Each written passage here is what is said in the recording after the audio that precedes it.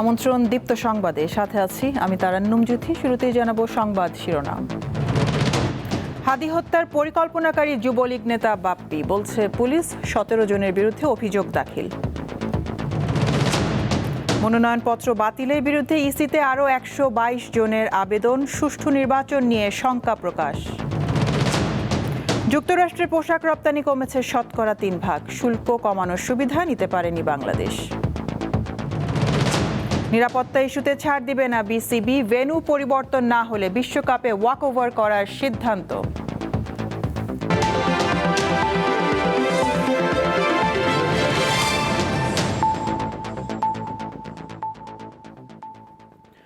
কার্যক্রম নিষিদ্ধ আওয়ামী লীগ সমর্থিত ওয়ার্ড কাউন্সিলর তাজুল ইসলাম বাপ্পির নির্দেশে ইনকিলাব মঞ্চের মুখপাত্র শরীফ ওসমান বিন হাদিকে হত্যা করা হয় বলে জানিয়েছে পুলিশ। মঙ্গলবার ব্রিফিংয়ে পুলিশ জানায়, রাজনৈতিক প্রতিহিংসার কারণেই নৃশংস এই হত্যাকাণ্ড। এই মামলায় 17 জনের নামে চার্জশিট দিয়েছে পুলিশ।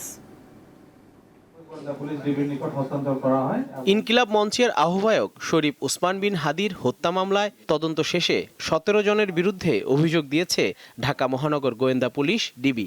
মামলাটি ডিবির নিকট তদন্তভার অর্পণ করা হয়। মঙ্গলবার ঢাকার চিফ মেট্রোপলিটন ম্যাজিস্ট্রেট আদালতে এই অভিযোগপত্র দাখিল করা হয়। পরে ডিএমপি মিডিয়া সেন্টারে সংবাদ সম্মেলনে বিষয়টি জানান ডিবির অতিরিক্ত কমিশনার শফিকুল ইসলাম। যার নিকট সহযোগিতা চেয়েছি। পুলিশ জানিয়েছে, আওয়ামী লীগ ও ছাত্রলীগের বিরুদ্ধে কথা বলায় নৃশংস এই হত্যাকাণ্ড। এর নির্দেশদাতা কার্যক্রম নিষিদ্ধ আওয়ামী লীগ সমর্থিত ওয়ার্ড কাউন্সিলর তাজুল ইসলাম বাপ্পি। তদন্তে প্রাপ্ত আসামি তাজুল ইসলাম চৌধুরী বাপ্পি পল্লবী থানা যুবলীগের সভাপতি ও ঢাকা উত্তর সিটি কর্পোরেশনের 6 নং ওয়ার্ডের আওয়ামী লীগ মনোনীত নির্বাচিত কমিশনার কাউন্সিলর ছিলেন। কাজে আসামিদের রাজনীতি পরিচয়, ভিকটিমের পূর্ববর্তী বিভিন্ন রাজনৈতিক বক্তব্য থেকে তদন্তে প্রকাশ পায় যে রাজনৈতিক প্রতিহিংসার কারণে শরীফ ওসমান হাদি ওরফে ওসমান গনিকে গুলি করে হত্যা করা হয়। তিনি জানান, এই হত্যা মামলায় পলাতক ফয়সাল করিম মাসুদ সহ 17 জনের বিরুদ্ধে চার্জশিট জমা দেওয়া হয়েছে। এর মধ্যে 12 জনকে গ্রেপ্তার করা হয়েছে। তবে অভিযোগপত্রভুক্ত প্রধান 3 আসামিকে এখনও গ্রেপ্তার করা যায়নি। মোট 17 জনের বিরুদ্ধে পেনাল কোডের 120-এর বি, 302, 201, 109 এবং 34 ধারায় অপরাধ প্রাথমিকভাবে প্রমাণিত হয়ে উল্লেখিত আসামিদের বিরুদ্ধে বর্ণিত ধারায় অভিযোগপত্র আজকে দাখিল করা হয়েছে। ঢাকা 8 আসনে স্বতন্ত্র প্রার্থী হিসেবে নির্বাচনে প্রতিদ্বন্দ্বিতা করতে গণসংযোগ চালাচ্ছিলেন ওসমান হাদি। গত 12 ডিসেম্বর জুমার নামাজের পর পুরানা পল্টনের কালভার্ট রোডে রিকশায় থাকা অবস্থায় তাকে মাথায় গুলি করে দুর্বৃত্তরা। পরে মোটরসাইকেলে পালিয়ে যায় হামলাকারীরা। 18 ডিসেম্বর চিকিৎসাধীন অবস্থায় সিঙ্গাপুরে মারা যান হাদি। জহিরুল মোহসান, দীপ্ত সংবাদ, ঢাকা। সংসদ নির্বাচনে প্রার্থিতা ফিরে পেতে মঙ্গলবার ইসিতে আপিল করেছেন 122 জন। 2 দিনে আবেদনকারীর সংখ্যা বেড়ে হয়েছে 164। এদের বেশিরভাগই সুষ্ঠু ভোট নিয়ে শঙ্কা প্রকাশ করেছেন। 1% ভোটারের তালিকা জমার বিধান বাতিলের দাবি জানিয়েছেন স্বতন্ত্র প্রার্থীরা। এদিকে সিইসির সাথে সাক্ষাৎ শেষে এনসিপি নেতারা অভিযোগ করেছেন, একটি দলের প্রতি ইসি পক্ষপাতিত্ব করছে। একজন লোককে এই যে ভাঙচুর, এই যে সন্ত্রাসী কার্যক্রম, একজন লোককে গ্রেপ্তার করছে কিনা, যদি গ্রেপ্তার করে না থাকে তাহলে ওই যে ভোটারদের মধ্যে কি মেসেজ যায়? প্রশাসন সহ সবাই একটি দলকেই বেশি অগ্রাধিকার দিচ্ছে এবং এটা হলে আমরা আশা করতেছি যে নির্বাচন ডিজিটাল কারচুপি বা প্রকাশ্যেও কারচুপি ইত্যাদির আশঙ্কা আমরা করতেছি। নির্বাচন কমিশনের দ্বিতীয় দিন আপিল আবেদন করতে গিয়ে বেশিরভাগ প্রার্থী ভোটের সুষ্ঠু পরিবেশ নিয়ে প্রশ্ন তোলেন। জানান নিজেদের উদ্বেগ উৎকণ্ঠার কথা। রাষ্ট্রীয় যে আইন শৃঙ্খলা বাহিনী, তাদের প্রতি আমাদের ভরসাটা এখনো তৈরি হয়নি। প্রার্থীদের জীবন মালেরও আশঙ্কা রয়েছে। দেশবাসী যে ভোট বা যে নির্বাচন আশা করেছিল সেই অনুরূপ পরিবেশ পরিস্থিতি আসলে গড়ে ওঠে নাই। 1% ভোটারের সমর্থন তালিকা দেওয়ার নিয়ম বাতিলের দাবি জানান মনোনয়ন বাতিল হওয়া স্বতন্ত্র প্রার্থীরা। খরচটা যদি শুরুতে আপনারা স্বতন্ত্র প্রার্থীদের উপরে চাপায়া দেন, তাহলে দেখা যাবে কি এই স্বতন্ত্র প্রার্থীর ওই টেনশনটা থাকবে যে এই খরচটা আমি কিভাবে উঠাবো। তখন সে যদি কখনো ক্ষমতায় যায়, সে কি মানুষের মাথা বিক্রি করবে না? এই প্রশ্নটা তো আমাদের জন্য তৈরি হয়ে যায়। তো এটা মানুষের জন্য সহজ করা হবে। মনোনয়ন বাতিল হওয়া 723 জনের মধ্যে প্রার্থিতা ফিরে পেতে 2 দিনে আবেদন করেছেন 164 জন। আপিল দায়ের করা যাবে 9 জানুয়ারি পর্যন্ত। মঙ্গলবার বিকেলে প্রধান নির্বাচন কমিশনারের সাথে সাক্ষাৎ করে এনসিপির মুখপাত্র আসিফ মাহমুদ সজীব ভূঁইয়ার নেতৃত্বে একটি প্রতিনিধি দল। পরে সাংবাদিকদের প্রশ্নের জবাবে তারা বলেন, নির্বাচন কেন্দ্রিক আইনশৃঙ্খলা পরিস্থিতি হতাশাজনক। সুষ্ঠু ভোট আয়োজনে ইসির প্রতি এখনো পূর্ণ আস্থা রাখতে পারছে না এনসিপি। আমরা দেখলাম যে বিভিন্ন সরকারি কর্মকর্তারা, বিভিন্ন গোয়েন্দা সংস্থার প্রধানগণ একটা পার্টি অফিসের দিকে তাদের কেবলা ঠিক করে ফেলেছেন। তারা সেখানে নিয়মিত যাচ্ছেন এবং আমরা মনে করছি যে এটা বাংলাদেশের গণতন্ত্রের জন্য হুমকি স্বরূপ। আমরা বিগত সময়ে যেই ইল প্র্যাকটিসগুলো দেখে এসেছিলাম আওয়ামী ফ্যাসিবাদের সময়ে, সেগুলো আবারও দেখা যাচ্ছে, সেগুলো আবারও মাথা চেড়ে দিয়ে উঠছে। চিহ্নিত সন্ত্রাসীদের বাইরে রেখে সুষ্ঠু নির্বাচন সম্ভব নয় জানিয়ে এনসিপির এই নেতা দ্রুত সন্ত্রাসীদের গ্রেপ্তারের দাবি জানান। এদের ব্যাপারে কঠোর দৃশ্যমান ব্যবস্থা নিতে হবে। শিউলি শবনম, দীপ্ত সংবাদ, ঢাকা। জগন্নাথ বিশ্ববিদ্যালয় কেন্দ্রীয় ছাত্র সংসদ জকসু ও হল সংসদ নির্বাচনে ভোট গ্রহণ করা হয়েছে, তবে কারিগরি ত্রুটির কারণে ফল প্রকাশ করা হয়নি। মঙ্গলবার সকাল 9:30টায় ভোট গ্রহণ শুরু হয়। বিরতিহীনভাবে ভোট গ্রহণ চলে বেলা 3টা পর্যন্ত। ভোট কেন্দ্রগুলোর সামনে ভোটারদের দীর্ঘ লাইন দেখা যায়। ছাত্রদল সমর্থিত ঐক্যবদ্ধ নির্ভীক জবিয়ান, ছাত্র শিবির সমর্থিত অদম্য জবিয়ান ঐক্য, ছাত্র শক্তি সমর্থিত ঐক্যবদ্ধ জবিয়ান ও বামপন্থী মওলানা ভাসানী ব্রিগেড প্যানেল ছাড়া একটি আংশিক প্যানেল ও স্বতন্ত্র প্রার্থীরা নির্বাচনে প্রতিদ্বন্দ্বিতা করেন। ভোট গ্রহণের পর OMR পদ্ধতিতে গণনা করা হলে দুটি মেশিনে দুই ধরনের ফল দেখা যায়, ফলে চূড়ান্ত ফল ঘোষণা করা হয়নি। মেশিনের ত্রুটি মেরামতের চেষ্টা করা হচ্ছে। বাংলাদেশের সমুদ্র সীমায় নতুন 65টি প্রজাতির জলজ প্রাণীর সন্ধান পেয়েছে গবেষকরা। সামুদ্রিক মৎস্য সম্পদ ও ইকোসিস্টেমের উপর পরিচালিত জরিপ ও গবেষণা প্রতিবেদন মঙ্গলবার প্রধান উপদেষ্টার কাছে জমা দিয়েছে এই সংক্রান্ত কমিটি। ওই প্রতিবেদনে এই তথ্য তুলে ধরা হয়েছে। গত বছরের 21 আগস্ট থেকে 21 সেপ্টেম্বর পর্যন্ত এই জরিপ চালানো হয়। 8টি দেশের 25 জন বিজ্ঞানী জরিপ পরিচালনা করেন, যার মধ্যে 13 জন বাংলাদেশের। অধ্যাপক সাইদুর রহমান বৈঠকে গবেষণা সংক্রান্ত তথ্য উপাত্ত তুলে ধরেন। তিনি জানান, বাংলাদেশের গভীর সমুদ্রে জেলিফিশের আধিক্য বেড়েছে, যা সামুদ্রিক ভারসাম্য নষ্ট করছে।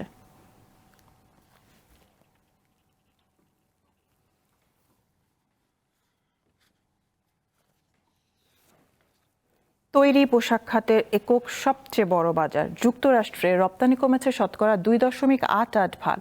বিশ্লেষকরা বলছেন, মার্কিন বাজারে চাহিদা কমে যাওয়া এবং পাল্টা শুল্ক আরোপের ফলে বিশ্ববাজারে প্রতিযোগিতার ধরনের বড় পরিবর্তন এসেছে। পাল্টা শুল্ক কমলেও প্রতিবেশী দেশগুলোর তুলনায় রপ্তানিতে সুবিধা আদায় করতে পারেনি বাংলাদেশ। পোশাক খাত নিয়ে 3 পর্বের ধারাবাহিকের আজ দেখুন দ্বিতীয় পর্ব। প্রতি বছর প্রায় $8 বিলিয়ন পোশাক যুক্তরাষ্ট্রের বাজারে রপ্তানি হয়। একক বাজার হিসেবে এটি বাংলাদেশের সবচেয়ে বড় বাজার। যুক্তরাষ্ট্রে বাংলাদেশের পোশাক রপ্তানিতে বর্তমানে গড়ে 36.5% থেকে 35% শুল্ক কার্যকর রয়েছে, যা আগে ছিল প্রায় 16.5%।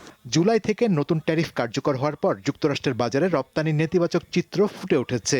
রপ্তানি উন্নয়ন ব্যুরো ইপিবির তথ্য অনুযায়ী চলতি অর্থ বছরের আগস্ট থেকে অক্টোবর পর্যন্ত মার্কিন বাজারে তৈরি পোশাক রপ্তানি হয়েছে $1.79 বিলিয়ন, যা আগের অর্থ বছরের একই সময়ের তুলনায় $53 মিলিয়ন বা 2.88% কম। শিল্প মালিকরা বলছেন, যুক্তরাষ্ট্রের মূল্যস্ফীতি এবং উচ্চ সুদের হারের কারণে ক্রেতাদের ব্যয় করার ক্ষমতা কমেছে, যার সরাসরি প্রভাব পড়েছে দেশের পোশাক খাতে। ইউএসএ এখনো আমরা একটু নেগেটিভে আছি এবং আমরা আমাদের যেভাবে আমাদের লক্ষ্যমাত্রা অর্জন করার যে একটা থাকে, প্রবৃদ্ধি অর্জন করতে হবে, তাহলে আমি লক্ষ্যমাত্রা অর্জন করতে পারবো, সেটা হচ্ছে না। সেটা থেকে আমরা পিছিয়ে আছি। একটা জায়গায় যেতে থেমে গেছে, যেটা হলো আশাবাঞ্জক ছিল প্রবৃদ্ধি হবে, কিন্তু যেহেতু কনজিউমারের রিয়াকশন, তাদের বাইং ক্যাপাসিটি একটা জায়গায় যে হোঁচট খেয়েছে, সুতরাং আপাতত প্রবৃদ্ধি হচ্ছে না। ইন ফিউচার আমরা এক্সপেক্ট করতেই পারি। রপ্তানি আয় বাড়াতে বাজার বহুমুখীকরণ, উচ্চ মূল্যের ফ্যাশনেবল পোশাক তৈরি এবং ডেলিভারির সময় কমিয়ে আনার উপর জোর দিচ্ছেন বিশ্লেষকেরা।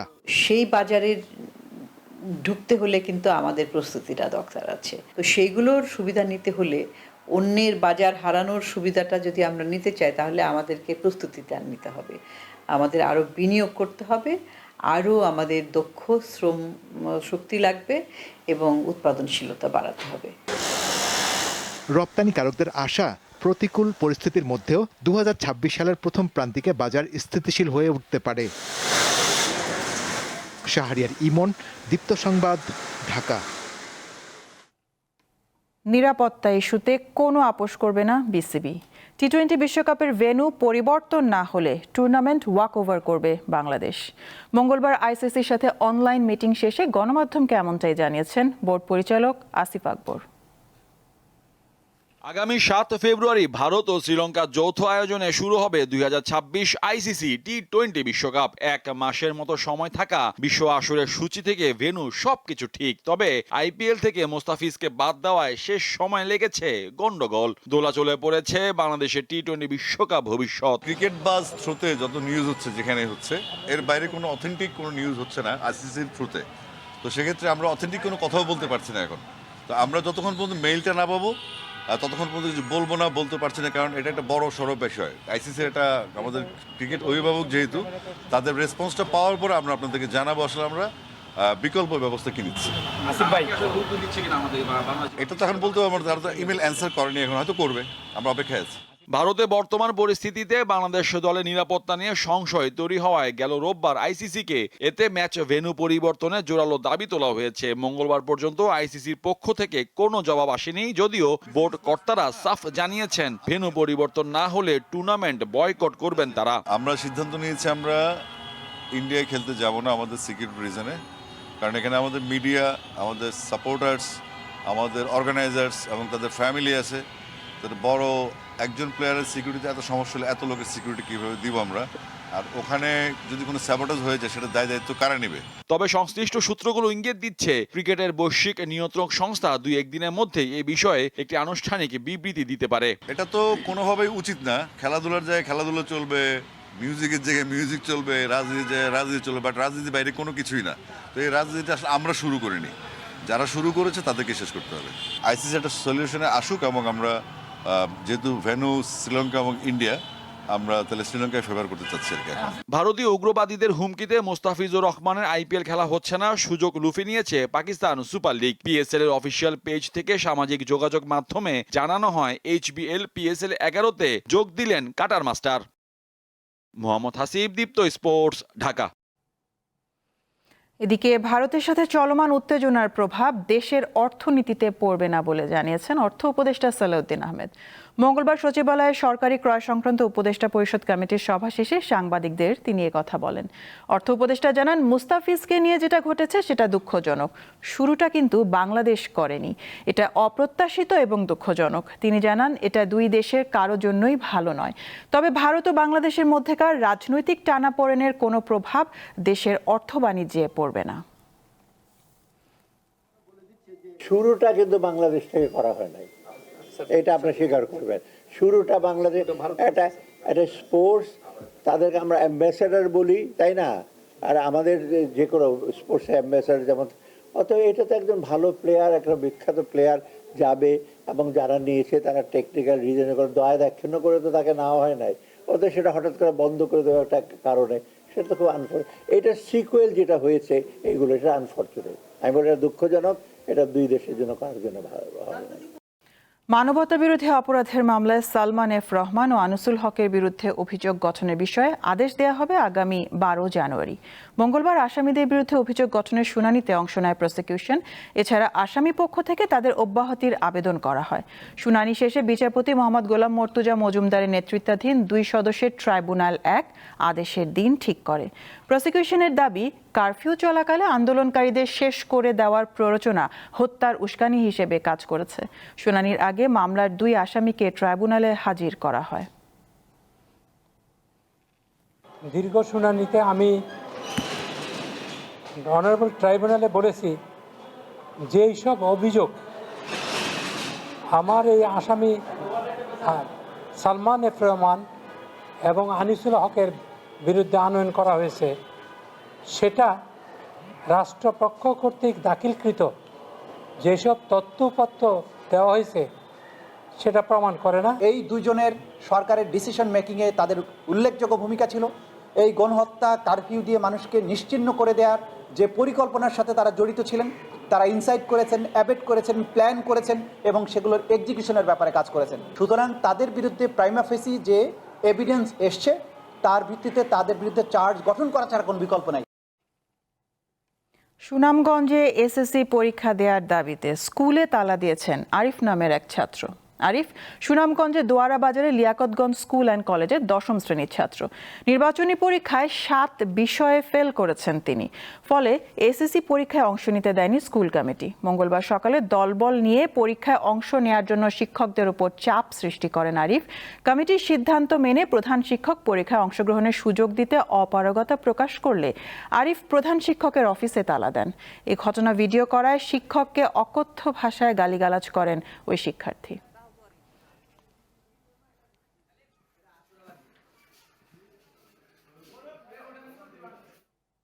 রাঙ্গামাটি সরকারি বালিকা উচ্চ বিদ্যালয়ের শিক্ষক অবমাননার বিচারের দাবিতে সড়ক অবরোধ কর্মসূচি পালন করেছেন শিক্ষার্থীরা। মঙ্গলবার দুপুরে তবলছড়ি আসামবস্তি সড়ক অবরোধ করেন তারা। এতে সড়কটিতে যান চলাচল বন্ধ হয়ে যায়। শিক্ষার্থীরা বলেন, গত 4 জানুয়ারি বিদ্যালয়ের কিছু শিক্ষার্থী ফেল করায় শিক্ষকদের বিরুদ্ধে নানা অভিযোগ এনে শিক্ষকদের লাঞ্ছিত করে। এর প্রতিবাদে তাদের এই অবস্থান। রাঙ্গামাটি সরকারি বালিকা উচ্চ বিদ্যালয়ের ভারপ্রাপ্ত প্রধান শিক্ষক কবির হোসেন জানান, ফেল করা শিক্ষার্থীদের খাতা পুনরায় দেখা হবে আর পুনরায় পরীক্ষার বিষয়ে 7 জানুয়ারি সিদ্ধান্ত নেওয়া হবে।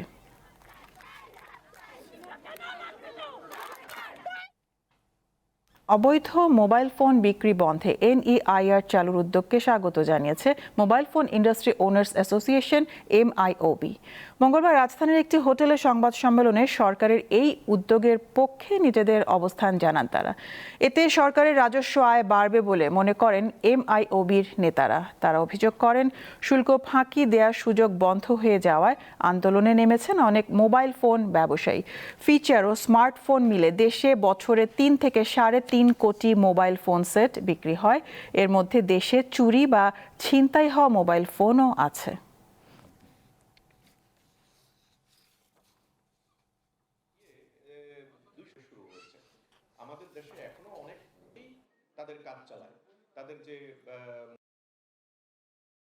ইললিগ্যাল ফোনটা যদি ইম্পোর্ট হওয়া বন্ধ হয়, আমরা মনে করি 2 মিলিয়নের মতো ফোন 2026 সালে অফিসিয়ালি ইম্পোর্ট হবে।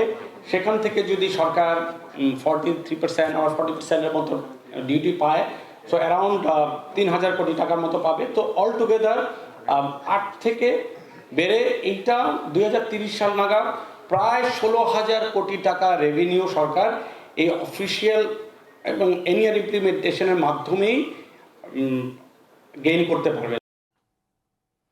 ঢাকা ও আশপাশের এলাকায় শৈত্যপ্রবাহ অব্যাহত রয়েছে। মঙ্গলবার সকালের সর্বনিম্ন তাপমাত্রা রেকর্ড করা হয় 13.3 ডিগ্রি সেলসিয়াস। এছাড়া মৌসুমের সর্বনিম্ন তাপমাত্রা পরিমাপ করা হয় রাজশাহীতে 7 ডিগ্রি সেলসিয়াস।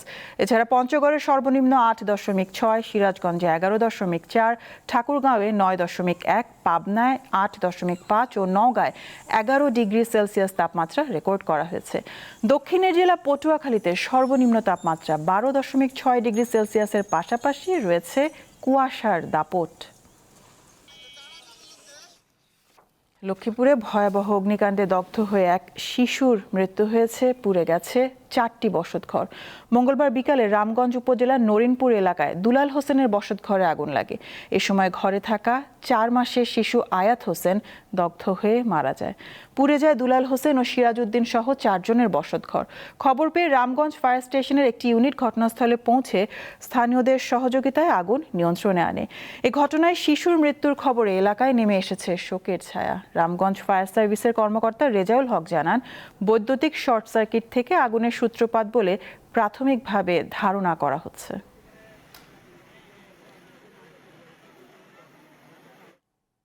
নরসিংদীর পলাশ উপজেলার চরসিন্দুর বাজারে দুর্বৃত্তদের হামলায় মণি চক্রবর্তী নামে এক মুদি ব্যবসায়ী নিহত হয়েছেন। সোমবার রাত 11টার দিকে হত্যাকাণ্ডের ঘটনা ঘটে। পুলিশ জানায়, প্রতিদিনের মতো মণি চক্রবর্তী তার দোকান বন্ধ করে বাড়ি ফিরছিল। ফেরার পথে দুর্বৃত্তরা দেশীয় অস্ত্র দিয়ে তাকে আঘাত করলে সে মাটিতে লুটিয়ে পড়ে। স্থানীয়রা আহত অবস্থায় তাকে উদ্ধার করে পলাশ উপজেলা স্বাস্থ্য কমপ্লেক্সে নিয়ে গেলে চিকিৎসক মণিকে মৃত ঘোষণা করে। পলাশ থানার ভারপ্রাপ্ত কর্মকর্তা শাহেদ আল মামুন জানান, এই ঘটনায় জড়িতদের আটক করতে কাজ করছে পুলিশ। ভেনেজুয়েলার প্রেসিডেন্ট প্রাসাদ মিরাফ্লোরেসের কাছে নতুন করে গোলাগুলির ঘটনা ঘটেছে। স্থানীয় সময় সোমবার রাতে অন্তর্বর্তী প্রেসিডেন্ট হিসেবে ডেলসি রদ্রিগেজের শপথ গ্রহণের কয়েক ঘন্টা পরই রাজধানী কারাকাসে অবস্থিত প্রেসিডেন্ট প্রাসাদের উপর দিয়ে কিছু ড্রোন উঠতে দেখা যায়। ড্রোনগুলোকে লক্ষ্য করে নিরাপত্তারক্ষীরা পাল্টা গুলি ছোড়েন। বর্তমানে পরিস্থিতি নিয়ন্ত্রণে থাকলেও ড্রোনের উপস্থিতি এবং রাতের আঁধারে গোলাগুলির ঘটনায় জনমনে আতঙ্ক তৈরি হয়েছে।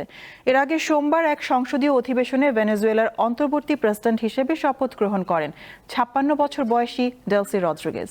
এ সময় মাদুরো ও ডেলসির সমর্থনে কয়েক হাজার মানুষ ভেনেজুয়েলার পার্লামেন্ট ভবনের সামনে জড়ো হয়ে বিক্ষোভ করেন। প্রেসিডেন্ট মাদুরোর ঘনিষ্ঠ ডেলসি 2018 সাল থেকে দেশটির ভাইস প্রেসিডেন্ট হিসেবে দায়িত্ব পালন করছেন। এদিকে ভেনেজুয়েলার প্রেসিডেন্ট নিকোলাস মাদুরো ও তার স্ত্রী সিলিয়া ফ্লোরেসকে যুক্তরাষ্ট্রের নিউ ইয়র্কের একটি ফেডারেল আদালতে উপস্থাপন করা হয়েছে। স্থানীয় সময় সোমবার আদালতে হাজির করা হলে নিজেকে নির্দোষ দাবি করেন মাদুরো। যুক্তরাষ্ট্রের প্রেসিডেন্ট ডোনাল্ড ট্রাম্পের নির্দেশে পরিচালিত এক অভিযানে বন্দী হওয়ার পর এই প্রথম তাকে জনসম্মুখে আনা হলো। আদালতে একজন দোভাষীর মাধ্যমে মাদুরো বলেন তিনি একজন ভদ্র মানুষ এবং এখনও ভেনেজুয়েলার প্রেসিডেন্ট। তবে বক্তব্য শেষ হওয়ার আগেই বিচারক তাকে থামিয়ে দেন। 63 বছর বয়সী মাদুরোর বিরুদ্ধে মাদক, সন্ত্রাসবাদ এবং ধ্বংসাত্মক সরঞ্জাম রাখার মতো 4টি অপরাধের অভিযোগ আনা হয়েছে। মাদুরোর স্ত্রী ফ্লোরেসও আদালতে নিজেকে নির্দোষ দাবি করেন। আগামী 17 মার্চ মামলার পরবর্তী তারিখ ধার্য করেছে আদালত। ইরানের বিরুদ্ধে বড় পরিসরে হামলার পরিকল্পনা করছে ইসরায়েল, এমনটা জানিয়েছে রুশ সংবাদ মাধ্যম আরটি। প্রতিবেদনে বলা হয়, ইসরায়েলের প্রতিরক্ষা বাহিনীকে ইরান, লেবানন ও পশ্চিম তীরের বিরুদ্ধে একযোগে সম্ভাব্য যুদ্ধের প্রস্তুতি নিতে নির্দেশ দিয়েছে নেতানিয়াহু সরকার। এর মধ্যে তেহরানের বিরুদ্ধে একটি বিস্ফোরক অভিযানের পরিকল্পনাও অন্তর্ভুক্ত রয়েছে। ইসরায়েলি গণমাধ্যম চ্যানেল 12 বলছে, এই প্রস্তুতি আইডিএফ প্রধান ইয়াল জামিরের নেতৃত্বে প্রণীত একটি 4 বছরের দীর্ঘমেয়াদী পরিকল্পনার অংশ, যেখানে যুদ্ধ প্রস্তুতির পাশাপাশি মহাকাশ থেকে স্যাটেলাইট ও স্থলভিত্তিক লক্ষ্যবস্তুতে আঘাত হানার সক্ষমতা গড়ে তোলার পরিকল্পনাও রয়েছে। আবারও শক্তিশালী ভূমিকম্পে কেঁপেছে জাপান। স্থানীয় সময় মঙ্গলবার ভোরে দেশটির পশ্চিমাঞ্চলের চুগোকু অঞ্চলে 6.2 মাত্রার একটি ভূমিকম্প অনুভূত হয়। ভূমিকম্পের কেন্দ্রস্থল ছিল শিমানে প্রিফেকচারের পূর্বাঞ্চলে। জাপান রেলওয়ে জানিয়েছে, ভূমিকম্পের পর শিন ওসাকা থেকে হাকাতা পর্যন্ত বুলেট ট্রেন চলাচল সাময়িকভাবে স্থগিত রাখা হয়। পরিস্থিতি পর্যবেক্ষণ করে ধাপে ধাপে ট্রেনের স্বাভাবিক কার্যক্রম চালু করা হয়। ভূমিকম্পের ঘটনায় এখন পর্যন্ত কোনো হতাহতের খবর পাওয়া যায়নি।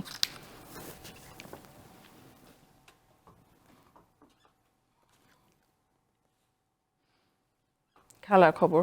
বাংলাদেশ প্রিমিয়ার লিগ বিপিএল এ সিলেট পর্বের বাকি ম্যাচগুলোতে নিরাপত্তা দিতে অপারগতা প্রকাশ করেছে সিলেট মেট্রোপলিটন পুলিশ। এর মধ্যে নিরাপত্তায় পরিবর্তন আনার কথা জানিয়ে বিসিবিকে চিঠিও দিয়েছে তারা। এজন্য কিছু পুলিশ সদস্য কমিয়ে আনসার সদস্য যুক্ত করার সিদ্ধান্ত নেওয়া হয়েছে। মোস্তাফিজুর রহমানের আইপিএল ইস্যুকে হালকাভাবে নেয়নি বিসিবি। আইসিসিকে বিশ্বকাপের ভেন্যু পরিবর্তনের চিঠি দেওয়ার মাঝেই বিপিএল নিয়ে নতুন চিন্তায় বাংলাদেশ ক্রিকেট বোর্ড। চট্টগ্রাম পর্ব বাতিলের পর সিলেট পর্বের ম্যাচ পরিচালনা করা বেশ কষ্টসাধ্য হয়ে যাচ্ছে বিসিবির। নতুন করে সামনে এসেছে নিরাপত্তার ইস্যু। জাতীয় নির্বাচন সামনে রেখে ব্যস্ততা বাড়ায় ও সর্বস্তরের মানুষের নিরাপত্তা নিশ্চিত করতে সিলেটে পুলিশ সদস্যদের প্রান্তিক পর্যায়ে মোতায়েন করা হবে বলে জানিয়েছে সিলেট মেট্রোপলিটন পুলিশ। নিজেদের অপারগতার কথা জানিয়ে বিসিবিকে এরই মধ্যে চিঠি দিয়েছে তারা। এতে বিকল্প নিরাপত্তা ব্যবস্থা রাখার অনুরোধও জানানো হয়েছে। এদিকে পুলিশের নিরাপত্তা কমলেও অন্যান্য বাহিনী তা পুষিয়ে দেবে বলে জানিয়েছে স্টেডিয়াম কর্তৃপক্ষ। দেশে আপনারা জানেন একটা নির্বাচন আছে, নির্বাচন থেকে পুলিশের আসলে বিভিন্ন দিকে ডেভেলপমেন্ট বেড়ে গেছে। মানে আমাদের খেলায় ওনারা দিচ্ছেন না, কথাটা ঠিক না, ওনারা দিচ্ছেন, ওনারা একটু রিডিউসড করছেন, যেটা অন্যান্য ফোর্স দিয়ে ওটা কভার করা হবে। আমাদের নিরাপত্তা ব্যবস্থাটা ঠিক একই থাকবে, জাস্ট পুলিশের পরিবর্তে আরো অন্যান্য যে বাহিনী আছে, অন্যান্য বাহিনীর কিছু সদস্য এই জায়গাটা পূরণ করবেন, পুলিশের অবস্থানও থাকবে। তবে বিসিবির পরিচালক রাহাত শামস বলছেন, বিপিএল উপলক্ষে সিলেটের নিরাপত্তা ব্যবস্থা কমানো হয়নি। নিরাপত্তা কোথাও কমাচ্ছি না, 4 তারিখ পর্যন্ত সিলেটের খেলা ছিল, তারপরে চিটাগাংয়ের খেলা ছিল। একটা শিফটিংয়ের একটা রিকোয়ারমেন্ট তো আছেই। সেই শিফটিংয়ের রিকোয়ারমেন্টটার সময় আসছে, আসার পরে আমাদের এসএমপি যেটা ওইখান থেকে আসছে যে ওনাদের এই নর্মাল যে ফোর্স সেটা ওনারা ধরেন আজকে থেকে দিতে পারবে না। নতুন করে আলোচনা হয়েছে, চিঠি চালাচালি হয়েছে, আবার নতুন সেট আপ করতে হয়েছে আর কি। তো এখানে কোনো কমতির নাই কিছু। এবারের বিপিএলে সিলেটে 24টি ম্যাচ হওয়ার কথা রয়েছে। পারভেজ খোকন, দীপ্ত স্পোর্টস। শেষ করব দীপ্ত সংবাদ শিরোনামগুলো জানাবো আরো একবার। হাদি হত্যার পরিকল্পনাকারী যুবলীগ নেতা বাপ্পি বলছে পুলিশ 17 জনের বিরুদ্ধে অভিযোগ দাখিল। মনোনয়নপত্র বাতিলের বিরুদ্ধে ইসিতে আরও 122 জনের আবেদন। সুষ্ঠু নির্বাচন নিয়ে শঙ্কা প্রকাশ। যুক্তরাষ্ট্রের পোশাক রপ্তানি কমেছে 3%। শুল্ক কমানোর সুবিধা নিতে পারেনি বাংলাদেশ। নিরাপত্তা ইস্যুতে ছাড় দিবে না বিসিবি। ভেন্যু পরিবর্তন না হলে বিশ্বকাপে ওয়াকওভার করার সিদ্ধান্ত। এই ছিল এখনকার মতন। আমি তারান্নুম জুথি বিদায় নিচ্ছি। দর্শক আরও তথ্য বিনোদনের সংবাদ জানতে যুক্ত থাকুন দীপ্ত টিভির ডিজিটাল প্ল্যাটফর্মগুলোতে। এতক্ষণ সাথে থাকার জন্য ধন্যবাদ সবাইকে।